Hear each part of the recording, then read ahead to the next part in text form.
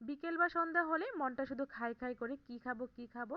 তো আজকে কি খাবো খাবো করতে করতে বানিয়ে ফেললাম একটা দারুণ মজার পিঠা, আর এটাকে আমরা মশলা পিঠা বলি। তো বিভিন্ন মশলা দিয়ে পিঠাটা বানানো হয়, একটু ঝাল ঝাল পিঠা খেতে কিন্তু অনেক বেশি মজা।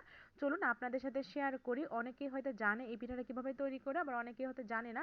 তো পিঠাটা তৈরি করার জন্য আমি একটা পাতিলে আমি 2.5 মগের মতো পানি নিয়ে নিলাম আর পরিমাণ মতো লবণ দিয়ে নিলাম।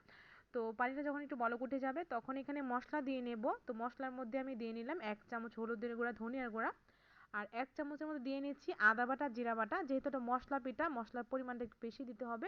খুব ভালো করে নেড়ে চেড়ে নেব। যখন এটা বলক উঠে যাবে তখন আমি এখানে চালের গুঁড়ি দিয়ে নেব। আর এই পিঠাটা বানাতে গেলে কিন্তু আপনাকে চালের গুঁড়ি দিতে হবে, কারণ ময়দা কিংবা আটা দিয়ে বানালে কিন্তু পিঠাটা মানে মুচমুচে হবে না।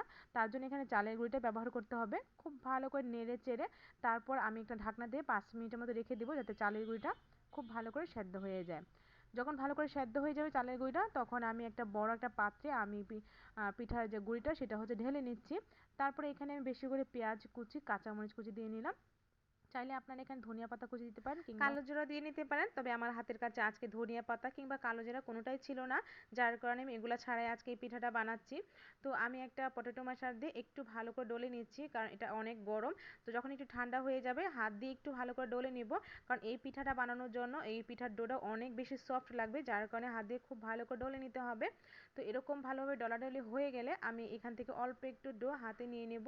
তো হাতের মধ্যে অল্প একটু আমি সয়াবিন তেল দিয়ে নিলাম, আর চাইলে আপনারা সরিষার তেল কিংবা ঘিও দিয়ে নিতে পারেন। এখন এখান থেকে অল্প একটু ডো নিয়ে দুই হাতে তালুতে এরকম একটু সুন্দর করে আস্তে আস্তে চাপ দিলেই কিন্তু একটা সুন্দর একটা পিঠা তৈরি হয়ে যাবে।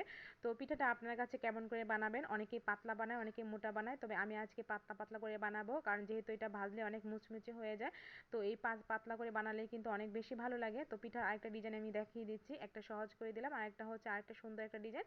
এটা হচ্ছে এইভাবে একটু আমি এরকম একটা চালনি নিয়ে নেবেন, চালনির মধ্যে একটু তেল ব্রাশ করে নিয়ে অল্প একটু ডো নিয়ে এভাবে চাপ দিবেন, তাহলেই দেখবেন খুব সুন্দরভাবে কিন্তু পিঠার একটা ডিজাইন হয়ে গেছে, যেরকম আমরা চিরুনি দিয়ে আঁচড়ালে কিংবা চিরুনি যে ডিজাইন থাকে সেরকমই হবে।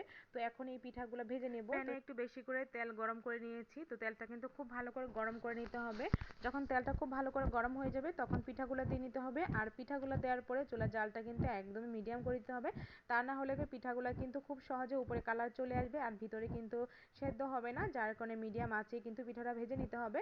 তো আমি মিডিয়াম আঁচে পিঠাগুলো ভেজে নিচ্ছি। যখন একটা সাইড একটু শক্ত শক্ত হয়ে যাবে তখন এভাবে উল্টিয়ে দিতে হবে।